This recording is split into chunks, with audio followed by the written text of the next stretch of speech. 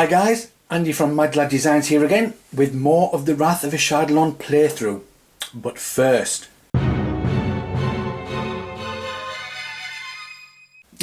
in my excitement of discovering the chamber, a few errors crept in. Would you believe it? Errors? In one of my episodes? Never. Right, so let's tackle these episodes. Let's tackle these corrections one by one. Firstly, when Heskin attacked the vast gate, he made a mistake because I moved him when he was dazed. So then I moved him back and then I re-rolled and he rolled a natural 20. But what I forgot was Heskin was level 2 and all level 2 heroes have the critical hit ability. And when you attack and roll a natural 20, you deal 1 extra damage. So he did 3 points of damage using his Spectral Ram daily power, but because he got that natural 20, he should have added another hit point, another damage token. So we shall put that on now. So the gate now only has one more hit and it is game over. Secondly, the cave bear attacked Quinn, but I thought it was attacking Heskin. So I removed the hit points of Heskin when the bear hit, when it shouldn't have been. They should have been off Quinn. So I'm going to take 2 points off Quinn and I'm going to place them back onto Heskin. So now Quinn is down to 1 hit point and Heskin is now up to 3 hit points. And finally, when Kaleth revealed the chamber tiles and I put the chamber tiles out, I then went on to her villain phase and drew an encounter card. But I have been told, I'll move these out the way, that with a red triangle you don't draw an encounter card. So the encounter card I did draw was the Ceremony Progresses card, which removed a time token. So if I'm not supposed to reveal an encounter card, I wouldn't have revealed the Ceremony Progresses card and a time token would not have been taken off. So I'm going to replace the time token I shouldn't have removed. Like so. So at least now we have 3 turns to try and defeat this ritual gate. The heroes might not need 3 turns to destroy this gate because it only has 1 hit point left. So with all the corrections done, let us continue with turn 8, part 1.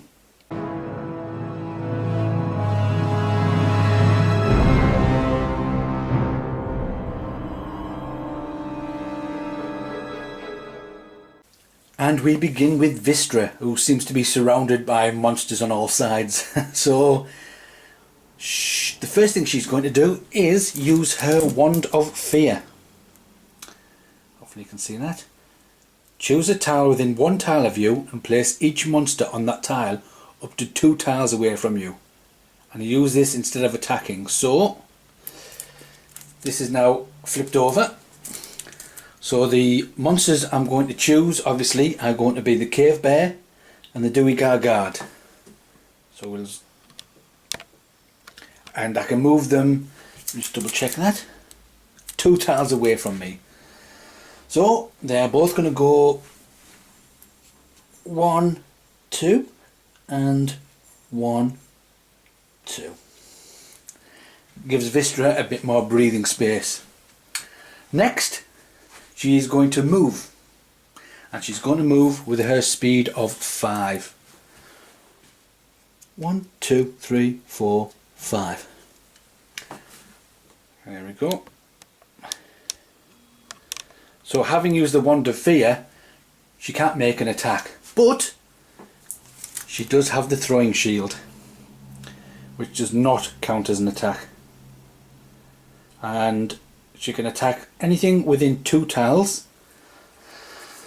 So I have a wild guess what Vistra is going to try to attack. That's right, the vast ritual gate. So we shall roll that dice, and if it's a hit, then Vistra has won the game. So let's take a look. And here we are. Another dice rolling device thing. We've had the Tower of Chaos, we've had the Roll Arena, and now we've got an Android app that will roll the dice for us. This comes in handy when I'm playing games with the kids. If they decide to want to play something and they want to use dice, obviously I'm not going to carry dice around everywhere I go in my pocket, but it's on the phone, so I'll use that. Oop, it's gone off. I'll turn it back on. Here we go. And all you do is basically just tap it and it'll roll it for you. And it tells you what the score is at the bottom. So we have a +6 for the throwing shield against the armour class of 12 for the ritual gate. Right, here we go. This is it. All or nothing for this one. Here we go. And that is a 9. It's difficult to see. If I turn this round. Give it a little. There we go. I don't know if you can see the number 9 just there. It's going just under the 13. So 9 plus 6 is 15, which is another hit on the ritual gate, which means, yes, the ritual gate, and my voice is getting higher, has been defeated. So there you are, guys. Adventure number 4 in the book, The Mysterious Chamber, has been defeated. And I must admit, I've never done so well in a game of Wrath of Ashardalon. I've played it quite a few times, and more often than not, I've used all the healing surges. But as you can see, I haven't even touched the healing surges there.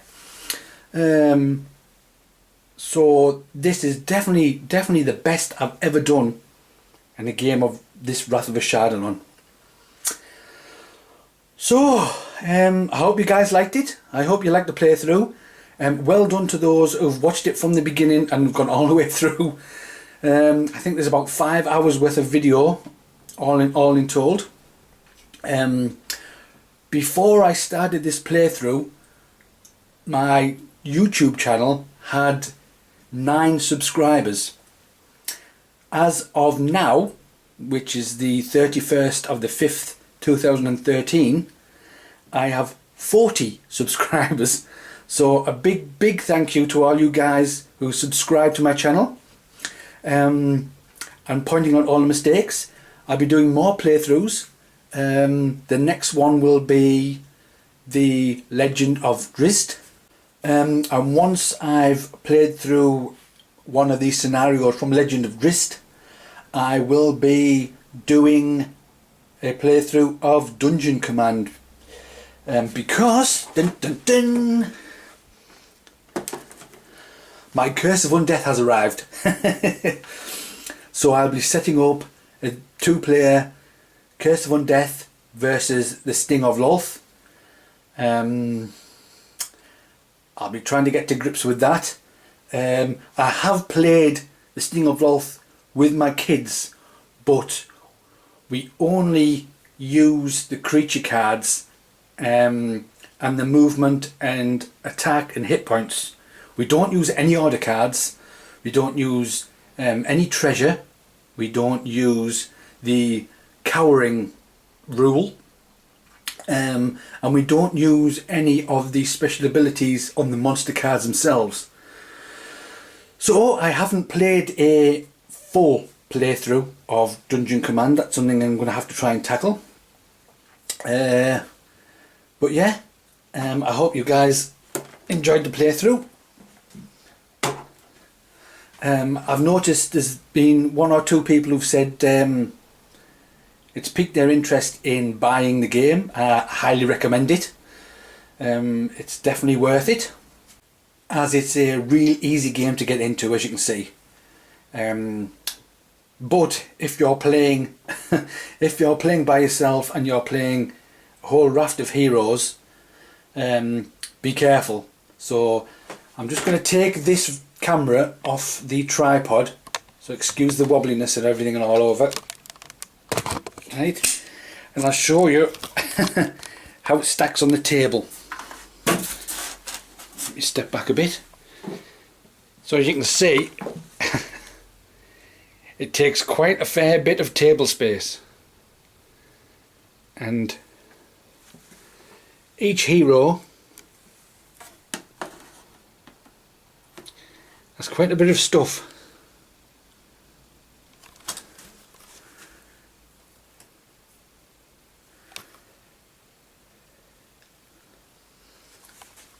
So you definitely need the table space if you're doing multiple heroes,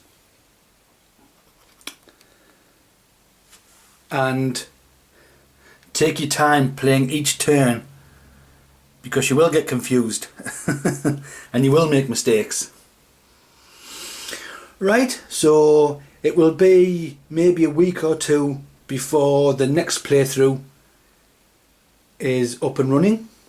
I'm going to have a go at the dungeon command first. I'm going to try and put that up and play through and see what it's like and see how it goes, and then I'll play the Legend of Drist and I'll do a playthrough of that. Right, so thanks very much for watching my playthrough and sticking with it. And oh, and Stephen of the Spider's Web, I know you're anxious. I am still painting. So there you go. Oops. I know I haven't shown them, but I'm still having a go at painting them. There you go. Right, so thank you guys for watching, and I shall catch you in the next playthrough, The Legend of Drist. See you guys later.